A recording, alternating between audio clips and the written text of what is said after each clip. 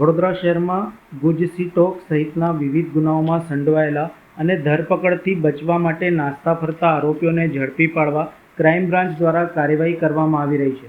દરમિયાન મળેલ બાતમીના આધારે હરની રોડ તળાવ પાસે આવેલ ગોલ્ડન વ્યૂ હોટલમાંથી 2 ફરાર આરોપીઓને ઝડપી પાડવામાં આવ્યા હતા. ઝડપાયેલ આરોપીઓમાં હિમાંશુ ઉર્ફે હેરી રમેશકુમાર લઘુવાણી ઉંમર વર્ષ 25 રહે એસકે કોલોની વારસિયા વડોદરા, હાલ દ્વારકેશ સિટી સોમા તળાવ કપુરાઈ ચોકડી નજીક વડોદરા અને વરુણ ઉર્ફે જેટલી નંદલાલ હેમાણી ઉંમર વર્ષ 22 રહે શાંતિ પ્રકાશ સોસાયટી કુબેરનગર અમદાવાદનો સમાવેશ થાય છે.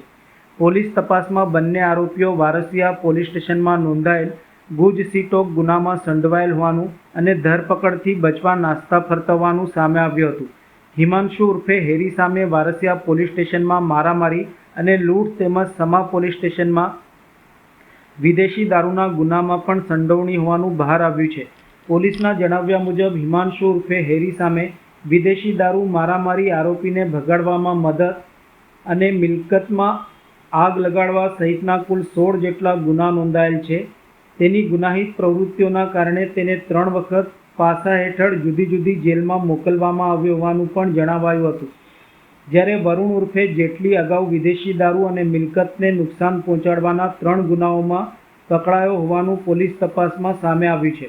બંને આરોપીઓને સંબંધિત પોલીસ સ્ટેશનોને જાણ કરી વધુ તપાસ માટે સોંપવાની કાર્યવાહી હાથ ધરવામાં આવી છે.